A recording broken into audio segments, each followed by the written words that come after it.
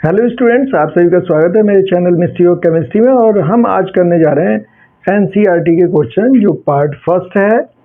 देखिए part first में first question given है, calculate the molecular mass of H2O, CO2 and CH4। तो कैसे कैलकुलेट करेंगे, मैंने ये वैल्यूज लिख ली हैं EMU में, एटॉमिक मास यूनिट में। तो इसे सिंप्लीफाई करते हैं। तो चलिए कैलकुलेट करते हैं। सबसे फर्स्ट पार्ट इसका देखिए, हमें मॉलिक्यूलर मास किसका निकालना है, H2O का। तो H2O का देखिए मोलर मास कैसे निकालेंगे, ये हो जाएगा H के, देखो बच्चों कितने एटम्स है, H के 2 और 1 एटम का एटॉमिक मास कितना है 1.008 EMU प्लस ऑक्सीजन के कितने एटम है 1 और एटॉमिक मास कितना हो जाएगा 16 AMU। बस इसे सिंप्लीफाई कर लेते हैं, ये हो गया 1602.06 और ये हो गया 16.00। अब इसे सिंप्लीफाई कर लीजिए, आंसर आ जाएगा।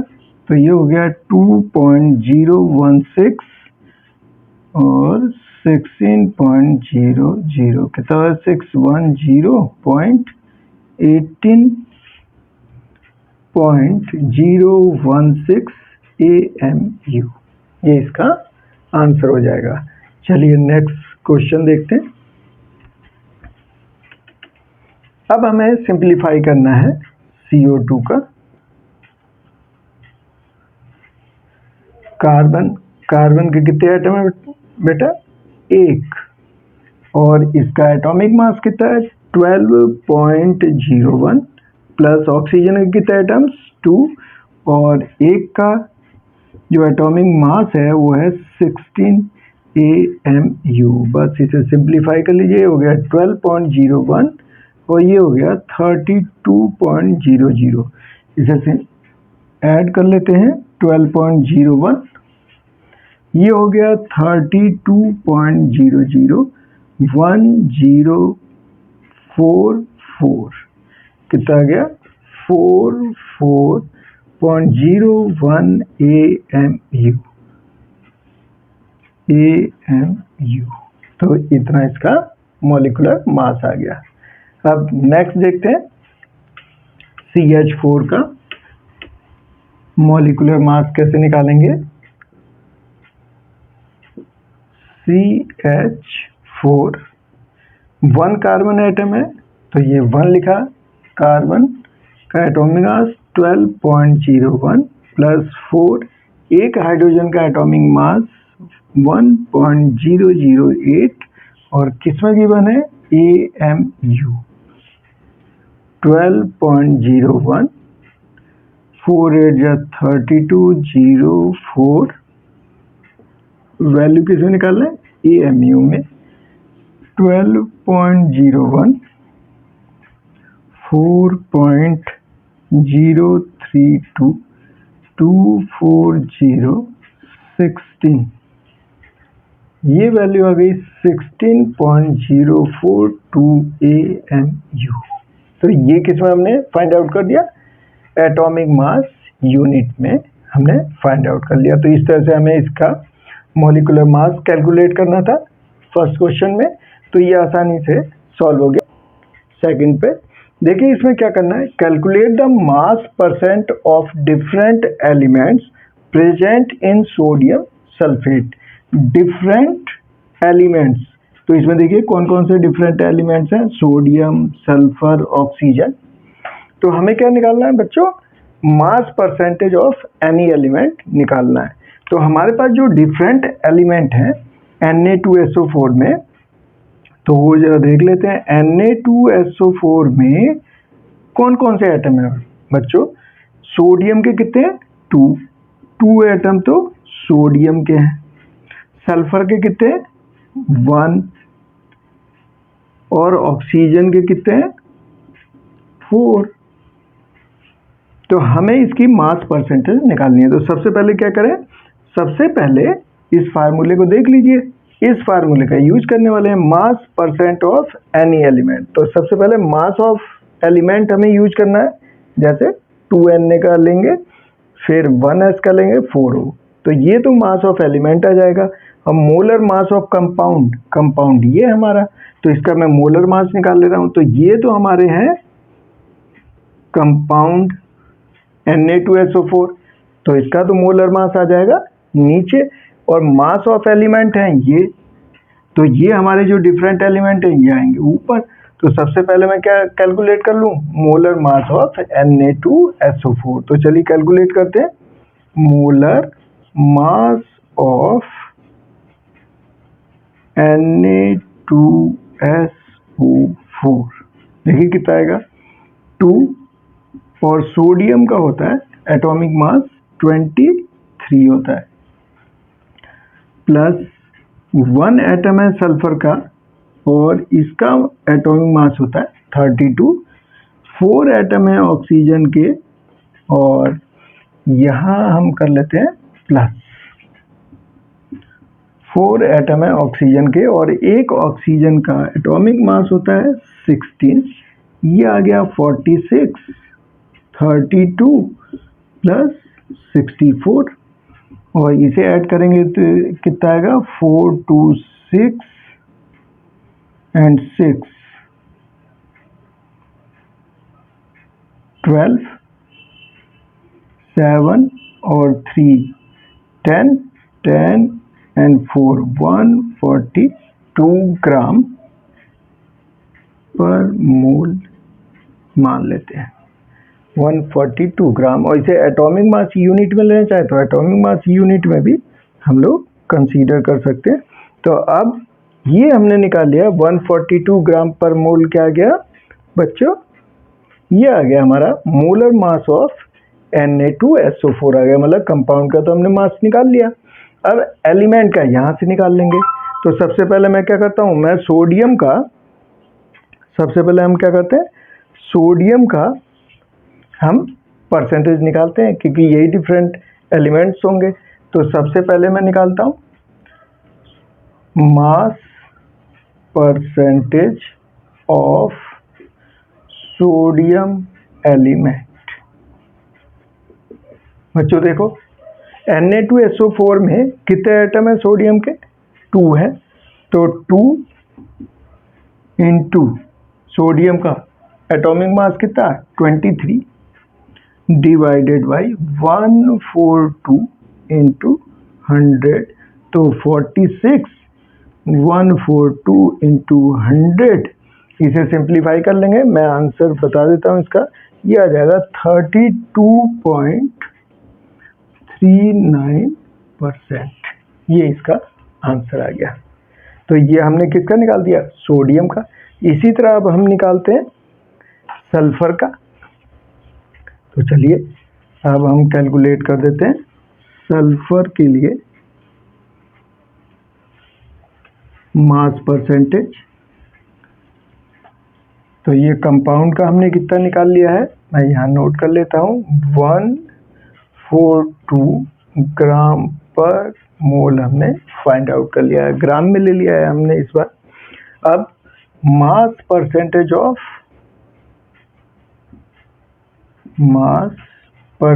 Of sulphur element is equal to mass of element. तो कितने सल्फर एटम है बच्चों, एक, तो 1 इंटू 32 ओवर कंपाउंड 142 हो गया मोलर मास इंटू 100, तो 32 ओवर 142 इंटू 100, इसे सिंप्लीफाई करेंगे तो इसका आंसर आ जाएगा 22.54%, ये इसका आंसर आ जाएगा। अब निकाल देते हैं मास परसेंटेज ऑफ, क्या बच गया बच्चों, ऑक्सीजन एलिमेंट। कितने प्रेजेंट है इसमें, कितने प्रेजेंट है 4, तो 4 इंटू 1 का कितना है 16 ओवर 142 इंटू 100, 64, 142 इंटू 100, सिंप्लीफाई कर दीजिए, ये आ जाएगा 45.0%। देखिए ये आसानी से सॉल्व हो गया। बस इस तरह से हमें इस क्वेश्चन को सॉल्व करना था। देखिए बुक में कैसे मेथड गिवन होगा, तो पहले मैं फर्स्ट मेथड इसका बताता हूँ आपको। फर्स्ट मेथड देखते हैं। तो सबसे पहले मैं क्या करूँ, टेबल बना लेता हूँ। देखिए एक टेबल बनाते हैं, यहाँ लिखता हूँ मैं एलिमेंट। एलिमेंट के बाद बच्चों इस क्वेश्चन को करने से पहले सबसे पहले परसेंटेज जो चेक कर लेंगे। परसेंटेज चेक करने का मतलब, जैसे यहाँ पे आयरन दिया है, आयरन Fe होता है 69.9%, और क्या दिया है, डाई ऑक्सीजन दिया है, ये दिया गया है 30.1%। इसे ऐड कर लीजिए, 0 0 और ये 100, मतलब ये बिल्कुल सही है। तो जब भी एम्पिरिकल फार्मूला या मॉलिक्यूलर फार्मूला बेस्ड क्वेश्चन आए तो सबसे पहले गिवन परसेंटेज को चेक कर लेना है कि वो 100% है या नहीं है। अगर वो 100% नहीं है, मान लीजिए कार्बन हाइड्रोजन दिया है, आपने ऐड किया और वो 100% नहीं है, तो आपको क्या करना है, पहले दोनों को ऐड करना है, और 100% है तब तो सही है। अगर 100% नहीं है तो उसे 100 में से माइनस कर देना है, जिससे वो ऑक्सीजन की परसेंटेज आ जाएगी। अब एलिमेंट के बाद हमें क्या लिखना है, हमें लिखना है इसका एटॉमिक मास। इसके बाद बच्चों लिखना है हमें मास परसेंटेज, ये जो गिवन है, तो मास परसेंटेज। फिर निकालना है हमें मोल, नंबर ऑफ मोल निकालने, फिर रिलेटिव रेशो निकालना है, और लास्ट में सिंपल रेशियो निकालना है। देखिए इस तरह से इस टेबल को ध्यान रखना है आपको। इस टेबल को इस तरह से बना लेना है। अब एलिमेंट हमारे पास क्या क्या है, Fe है, और दूसरा क्या है, ऑक्सीजन है। इस तरह से बना लेना है।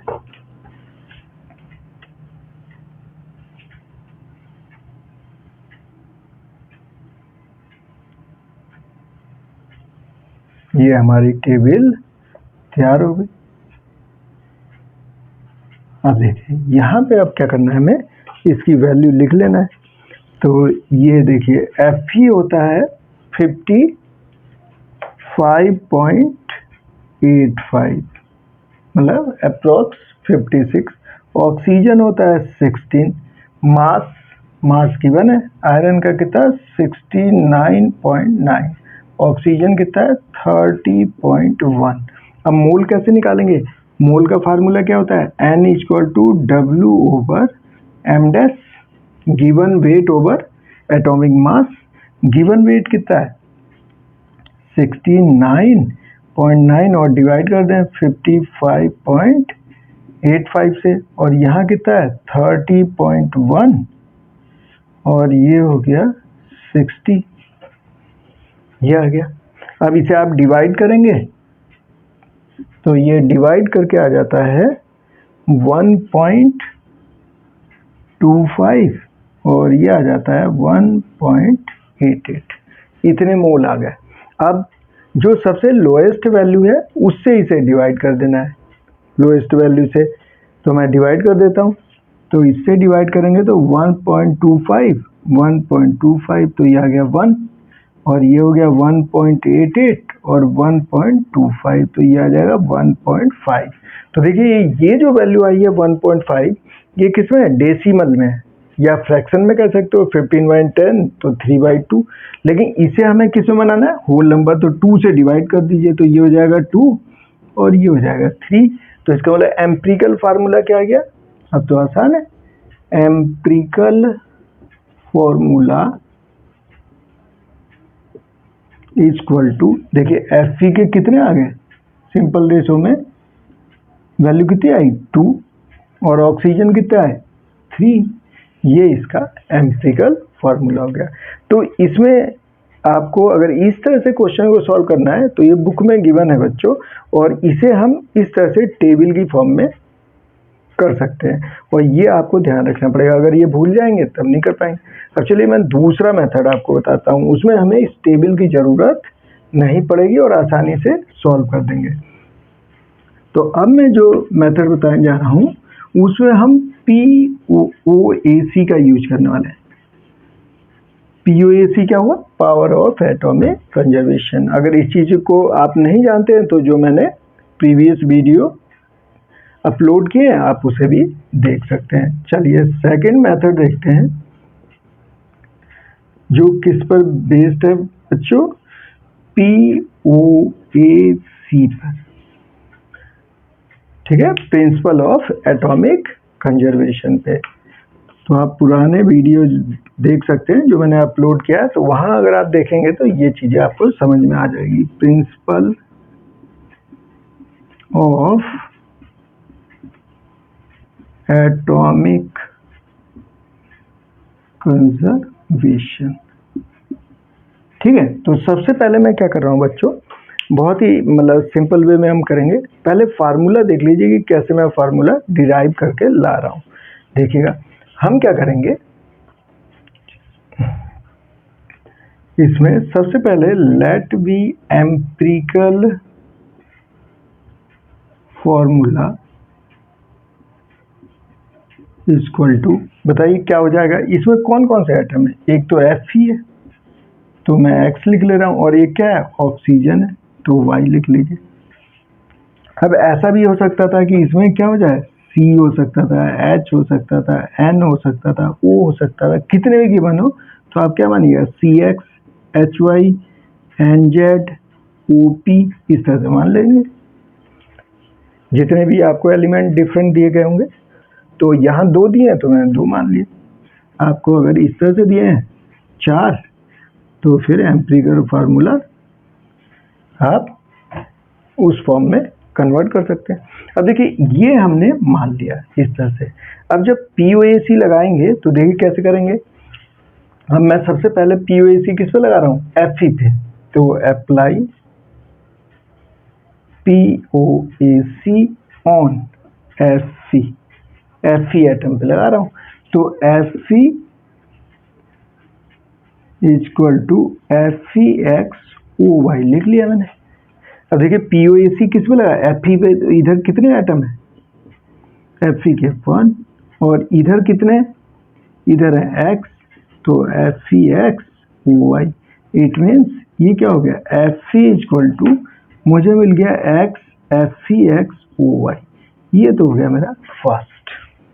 अब इसी तरह से मैं अप्लाई करता हूँ, apply POAC on oxygen atom. तो ऑक्सीजन इक्वल टू FeXOY।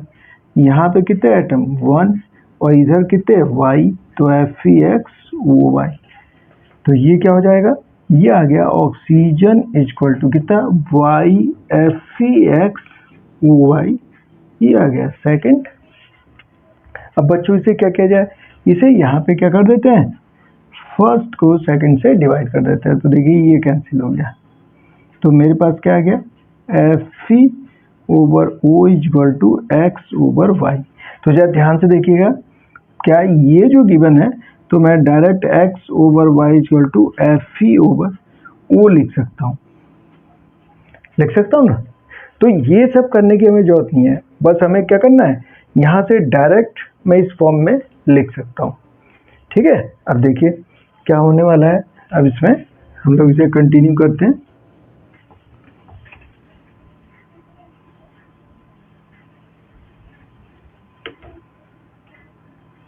तो हमारे पास क्या आ गया, x over Y equal to Fe over O।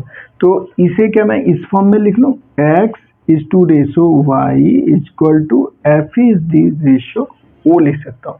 जब भी इस तरह के क्वेश्चन हो, जैसे मान लीजिए CX HY OZ गिवन है बच्चों, मान लीजिए ये दिया था हमें और हमने एम्पिरिकल फार्मूला ये माना, तो इसे कैसे लिखोगे आप, इसे आप यहाँ से स्टार्ट करोगे, x is to ratio Y is to ratio Z is equal to C is to ratio H is to ratio इस तरह से लिख लेना है। अब मैंने इस फॉर्म में FeXOY को इस फॉर्म में कन्वर्ट कर लिया। अब मैं फार्मूला जानता हूँ कि number of mole W1 M1 W2 M2, ये फार्मूला याद है नंबर ऑफ मोल का, क्योंकि मेरा क्या है टारगेट, मुझे x और y की वैल्यू निकालनी है, बस x y की वैल्यू आ जाएगी तो एम्पिरिकल फार्मूला आसानी से निकाल सकते हैं। अब देखिए W1 कितना गिवन है Fe का 69.9 और Fe कितना है एटॉमिक मास 55.85 और ये देखिए ये 30.1 और ऑक्सीजन हो गया 16, डिवाइड कर दीजिए तो ये कितना आ जाएगा, इससे डिवाइड करें 1.25 और ये कितना आ गया 1.88। अब क्या करना है, जो वैल्यू कम है उससे डिवाइड कर देता हूँ तो ये आ जाएगा 1 और ये आ जाएगा 1.5, होल नंबर बना लो, 2 से मल्टीप्लाई कर दो तो ये क्या आ गया 2/2 इज टू रेशो 3। तो x की वैल्यू कितनी आई 2 और y की वैल्यू कितनी आई 3।